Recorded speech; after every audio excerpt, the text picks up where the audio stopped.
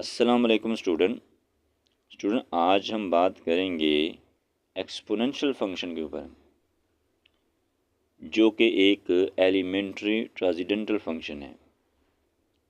सबसे पहले तो हम इसकी जो डेफिनेशन है वो देखेंगे और फिर स्टूडेंट हम इसकी जो इम्पोर्टेंट प्रॉपर्टीज़ हैं उनको डिस्कस करेंगे, जो कि बहुत ही इम्पोर्टेंट है और मोस्टली हम आगे यूज़ भी करते हैं और इसमें से मोस्टली क्वेश्चन भी पूछे जाते हैं।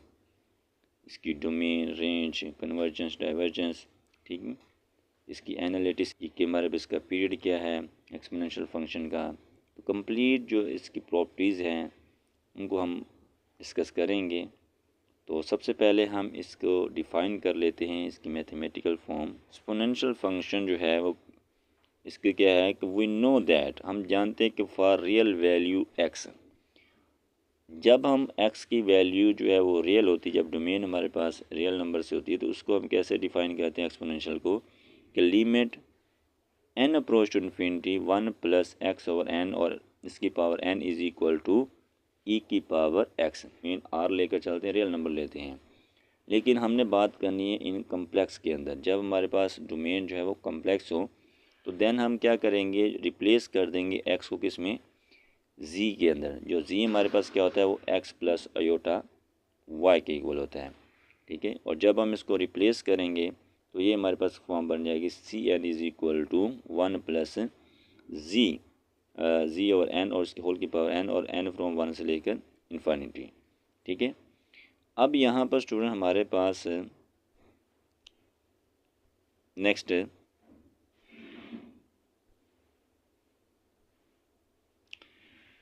यहाँ पर which converge as n approach to infinity and also, ठीक है। तो ये हमारे पास कन्वर्ज करेगा, ठीक है। और उसके साथ ये हमारे पास इसकी जो है सीरीज़ की फॉर्म में हम इसको लिख सकते, e की power z is equal to summation my n from 0 से infinity zn over n factorial, ठीक है। ये हमारे पास क्या है, इसकी समेशन फॉर्म है, ठीक है, कि हम सीरीज़ की फॉर्म में भी एक्सपोनेंशियल फंक्शन को हम शो कर सकते हैं, और इसकी रिप्रेजेंटेशन ये है।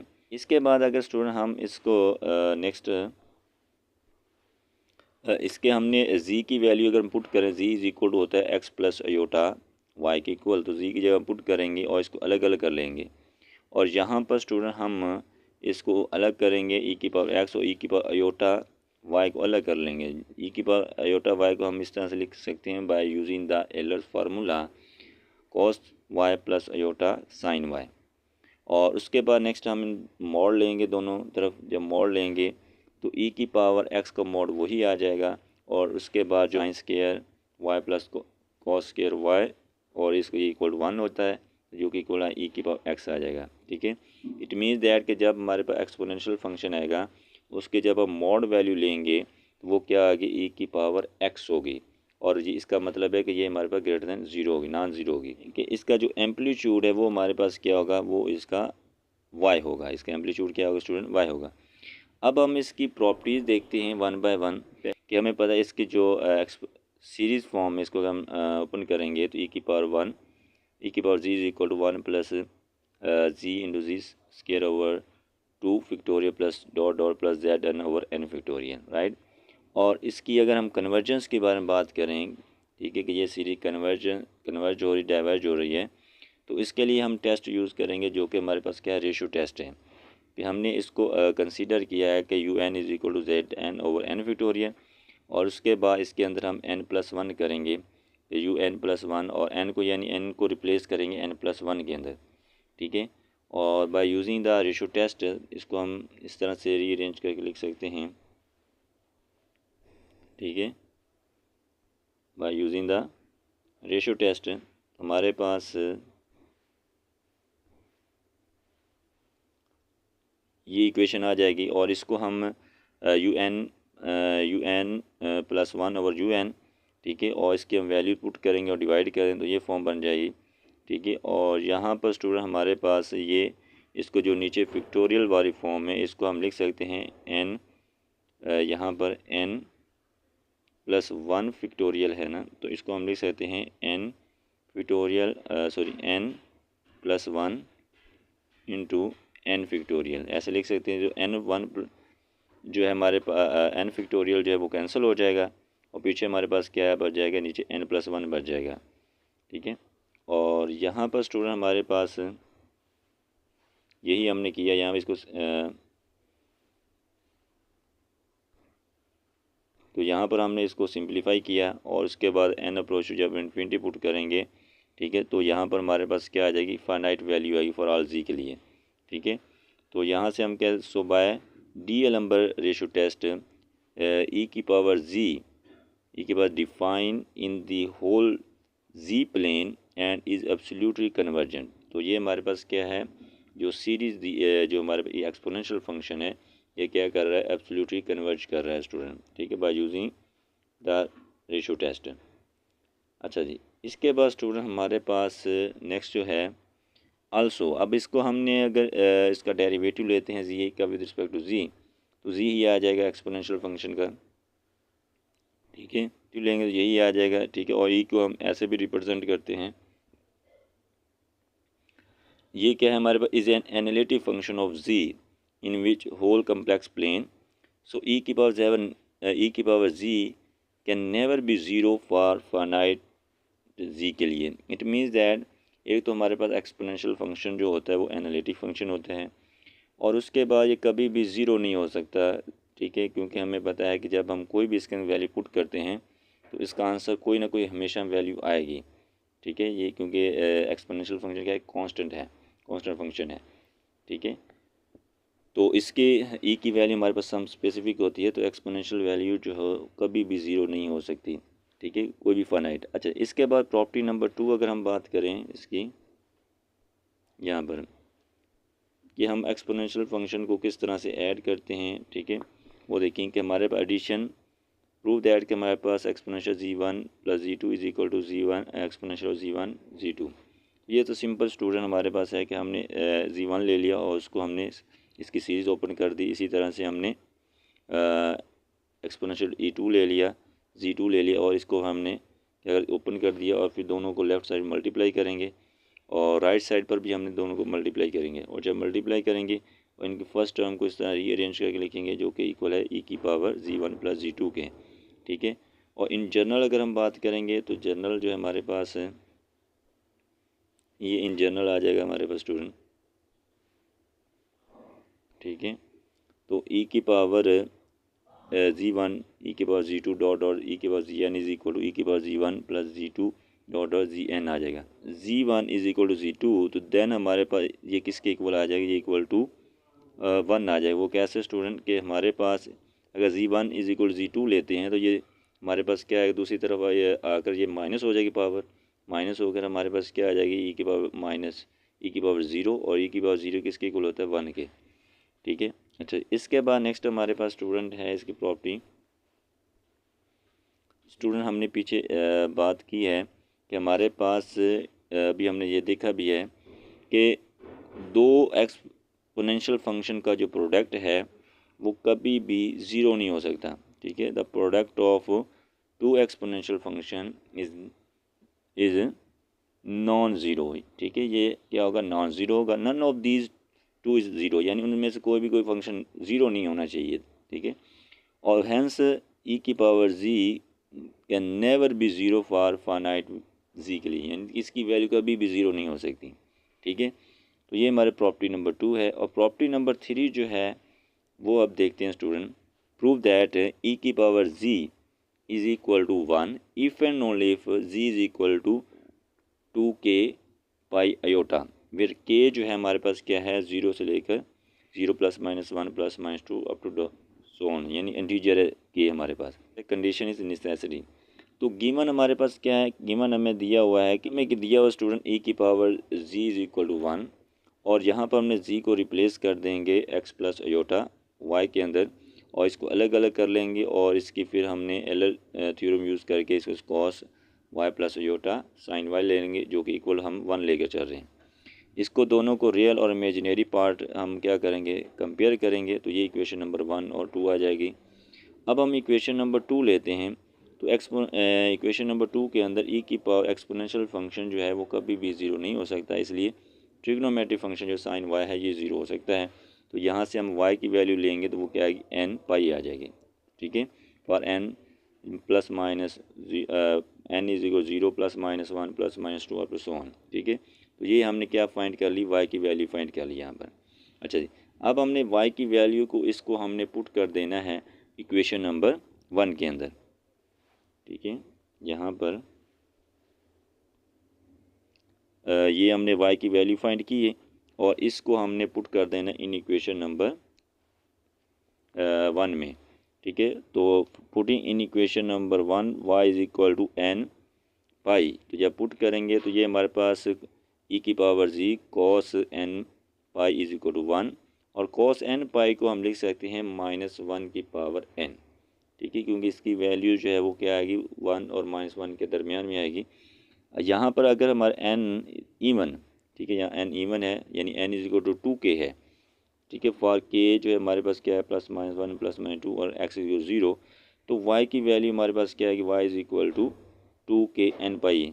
ठीक है, सो यहाँ से हमने जो हमारे पास z आ जाएगा वो x प्लस योटा y होता है।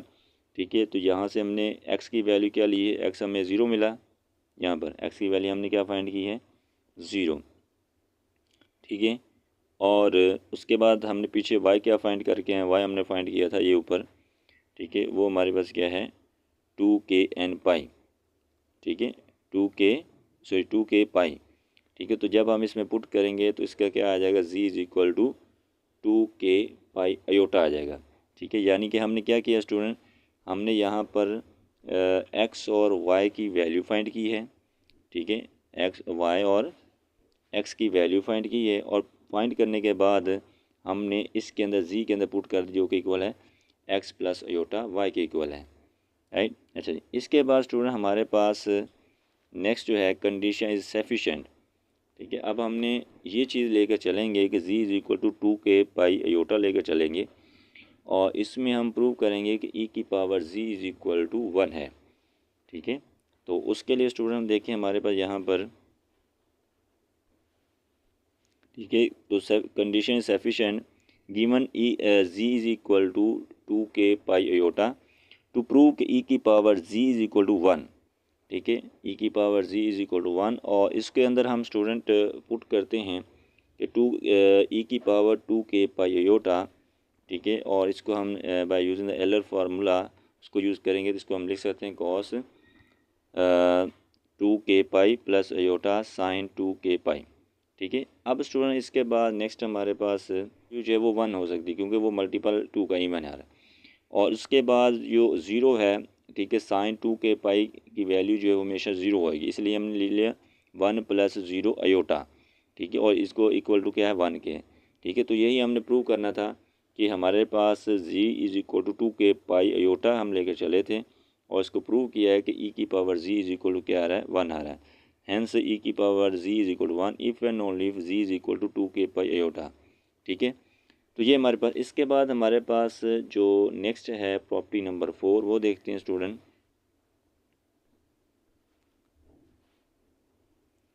प्रॉपर्टी नंबर 4 के अंदर हमने क्या करना है, प्रूव दैट कि हमारे पास e की power z is equal, e की power z1 is equal to e की पावर z2।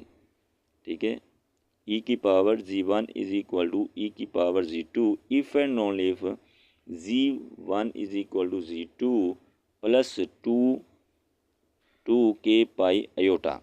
ठीक है, तो ये हमारे पास नेक्स्ट प्रॉपर्टी है कि e की power z1 is equal to e की पावर z2। ठीक है, if and only if z1 is equal to z2 plus 2k pi iota. तो यहाँ पर स्टूडेंट हमें इसका प्रूफ देखते हैं कि हमारे पास गिवन क्या है कि हम ये लेकर चल रहे हैं कि e की पावर z, ठीक है, गिवन हमारे पास है कि e की power z1 is equal to z2। तो जब हम इसको दूसरी तरफ लेकर आएंगे ये इधर आकर क्या हो जाएगा, माइनस हो जाएगा स्टूडेंट। ठीक है, तो ये दूसरी तरफ जब आएगा इसको हम लिख सकते हैं e की power z1 minus z2 is equal to 1।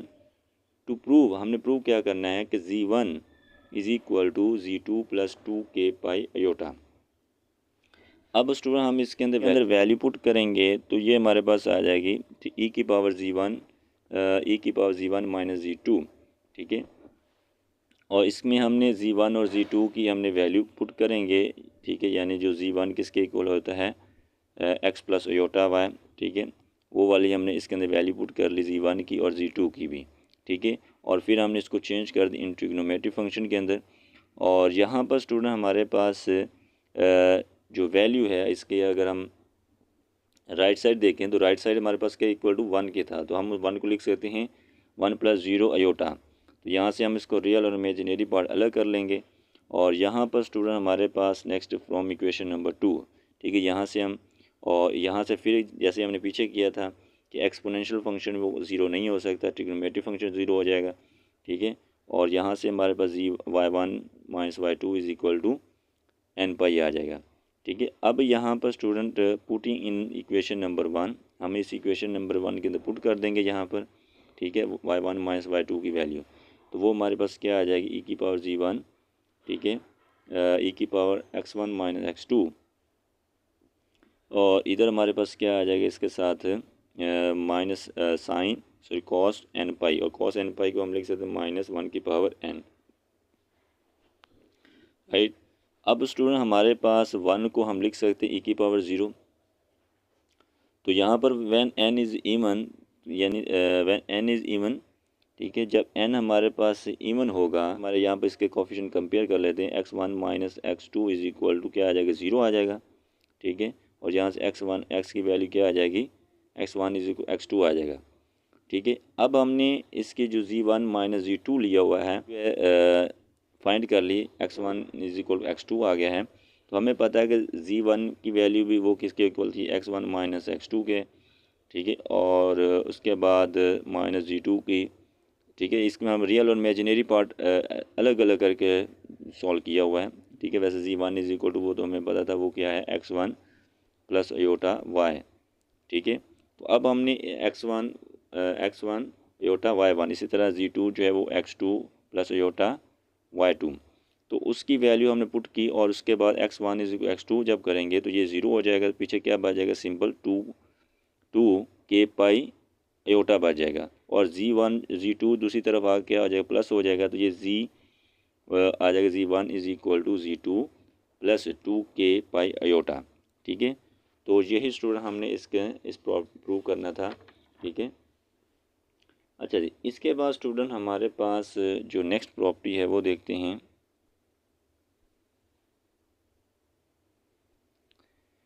Property number 5, prove that ये e की power z is a periodic function, ठीक है, कि हमने ये प्रूव करना है कि जो हमारे पास एक्सपोनेंशियल फंक्शन है वो एक क्या है, पीरियोडिक फंक्शन है, ठीक है। एक्सपोनेंशियल फंक्शन क्या है, हमारे पास एक पीरियोडिक फंक्शन, ये प्रूव करना है हमने। प्रूव दैट e की power z is a periodic function. सबसे पहले तो हम पीरियोडिक फंक्शन को डिफाइन करते हैं कि पीरियोडिक फंक्शन क्या होता है, कि function f of z is said to be periodic if there exist a non zero constant lambda, जो कि कम्प्लेक्स है, such that f of z plus lambda is equal to f of z। That's the lambda f of z जो है उसको हम किसका नाम देंगे, कि वो फंक्शन हमारे पास पीरियोडिक फंक्शन होगा अगर वहाँ पर हमारे पास non constant complex number lambda मिले, सच दैट कि f of z plus lambda is f of z होना चाहिए, ठीक है। और lambda is called a period of function, तो लैम्डा जो है उसको हम पीरियड ऑफ फंक्शन का नाम देंगे। अच्छा जी, अब हम इसके बाद स्टूडेंट नेक्स्ट मूव करते हैं यहाँ पर, ठीक है, कि f of z is equal to e की पावर z। तो देन अब हमने जो definition f of z is equal to क्या होती है, f of z plus lambda is equal f of z। तो अब हमने क्या कर दिया है, z को रिप्लेस कर दिया z प्लस लैम्डा के अंदर, ठीक है। तो यहाँ पर हमने इसको रिप्लेस कर दिया। अब पुट हम z is equal to 0 put करते हैं तो हमारे पास क्या आ जाएगा, e की power lambda is equal to z, जब 0 पुट कर दें e की power lambda is equal to क्या आ जाएगा, 1 आ जाएगा, ठीक है। अब यहाँ पर स्टूडेंट हमारे पास नेक्स्ट जो है, नेक्स्ट, ठीक है। अब हमने लैम्डा सपोज किया कि लैम्डा हमारे पास क्या था, एक लैम्डा कम्प्लेक्स नंबर है, तो इसको हमने लिया है कि ये हमारे पास क्या है, अल्फ़ा प्लस अयोटा बीटा की फॉर्म में, ठीक है। तो अब हमने इसकी वैल्यू पुट कर देते हैं, ठीक है। और इसको जब हम ट्रिग्नोमेट्रिक फंक्शन, जैसे हमने पीछे एलर फार्मूला यूज़ किया है उसी की हेल्प से हमने इसको ट्रिग्नोमेट्रिक फंक्शन में चेंज कर देंगे। और इसका फिर हमने रियल और इमेजिनरी पार्ट क्या कर कंपेयर कर लेंगे, ठीक है। सेम वैसे जैसे हमने पीछे फाइंड कर रहे हैं कि साइन की वैल्यू हमने ले लेनी इक्वल टू 0 और उसको फिर पुट कर दें इक्वेशन नंबर 1 के अंदर, ठीक है। तो ये सेम वही स्टेप हम कर रहे हैं यहाँ पर, ठीक है। n अगर इवन है तो ये हमारे पास क्या आ जाएगा 2k पाई, ठीक है। और यहाँ पर स्टूडेंट हमारे पास, ठीक है, और e की power alpha is equal to 1, ठीक है। और अल्फ़ा 1 को हम लिख सकते हैं e की पावर 0, तो यहाँ कंपेयर करेंगे अल्फ़ा की वैल्यू क्या आ जाएगी 0 आ जाएगी, ठीक है। ये सेम जैसे हमने पीछे वाले प्रॉपर्टी में डिस्कस किए हैं उसी तरह से ये भी है, ठीक है। अच्छा, अब हम alpha plus iota beta, alpha हमने फाइंड किया वो 0 है और बीटा हमने फाइंड किया वो 2k पाई, ठीक है। और अभी इसके साथ अयोटा भी आ जाएगा। सो हैंस e की power 0 is a periodic function because, ठीक है, कि हमारे पास f of z plus lambda is equal f of z, और इसको लिखते हैं e की पावर जी प्लस लैम्डा, और लैम्डा की जगह पर हम इसको रिप्लेस कर सकते हैं 2k पाई अयोटा। अच्छा जी, अब हमने इसको अलग अलग कर लेते हैं जी, और उसके बाद जो हमारे पास अयोटा वाली फॉर्म अलग और उस अयोटा वाली को फिर हमने ट्रिग्नोमेट्रिक फंक्शन के अंदर चेंज कर देते हैं, ठीक है। और यहाँ पर स्टूडेंट फिर हमारे पास ये वैल्यू जो है वो क्या हो जाएगी, सेकंड वाली 0 हो जाएगी, फर्स्ट जो है 1 आ जाएगा, इधर सिंपल हमें क्या बच जाएगा e की पावर जी बच जाएगा। अच्छा, इसमें हमारे पास लैम्डा जो है वो हमने क्या लिया, लैम्डा हमारे पास है 2k पाई अयोटा है, ठीक है। Hence lambda is a period, ठीक है। हम लैम्डा जो है वो हमारे पास पीरियड है, क्योंकि उस फंक्शन, क्योंकि देखें कि जो हमने डेफिनेशन पीछे दी थी कि z plus lambda is equal to क्या होना चाहिए, एफ ऑफ जी होना चाहिए ना। तो देखें हमने इसके अंदर वही हमने फाइंड कर रहे हैं, तो लैम्डा पुट करने पर हमारे पास वही वैल्यू आ रही है। तो इसका मतलब है कि हमारे पास लैम्डा क्या इसका पीरियड है। और यहाँ पर स्टूडेंट हमारे पास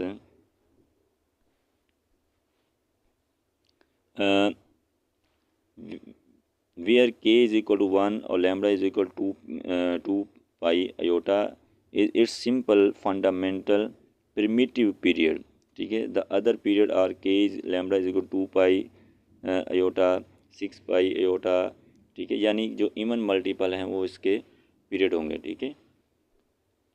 तो 2 पाई अयोटा जो है वो इसका फंडामेंटल जो है वो पीरियड है, प्रिमिटिव पीरियड, और बाकी जो है इसके मल्टीपल होंगे 2 के। अच्छा जी, इसके बाद हमारे पास नेक्स्ट है स्टूडेंट एक नोट है, ठीक है। और उस, ठीक है, इसके बाद स्टूडेंट हमारे पास एक रिमार्क है जिसमें क्या कहा जा रहा है, द पीरियोडिसिटी, ठीक है, यहाँ पर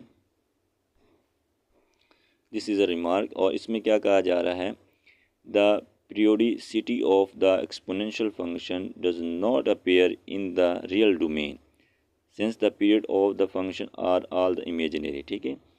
यानी इट मीन्स दैट कि जो हमने एक्सपोनेंशियल फंक्शन का पीरियड फाइंड किया है वो रियल नहीं है, ठीक है। उसकी डोमेन रियल नहीं, वो इमेजिनरी है। उसके अंदर अयोटा आ रहा, अभी भी हमने देखा कि 2 पाई अयोटा है, ठीक है। उसके अंदर क्या आ रहा है, अयोटा आ रहा है। उसकी जो डोमेन है वो रियल नहीं बल्कि क्या है, इमेजिनरी है, कम्प्लेक्स है, ठीक है। अच्छा जी, e की पावर जी और get is equal to e की पावर जी बार, ठीक है। इसकी हम लेफ़्ट साइड ले लेते हैं, e की पावर जी पहले ले लिया, ठीक है। और उसको हमने अलग अलग कर दिया ट्रिग्नोमेट्रिक फंक्शन के अंदर, और जब हम सबका होल लेंगे हमारे पास बार, तो ये हमारे पास आ जाएगा, इसका साइन चेंज हो जाएगा, ठीक है।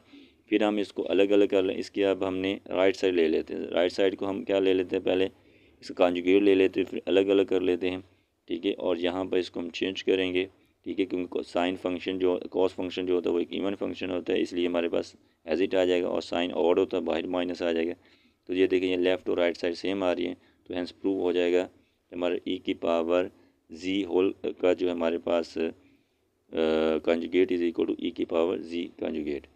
अच्छा, इसके बाद स्टूडेंट हमारे पास नेक्स्ट एक और हमारे पास नोट है।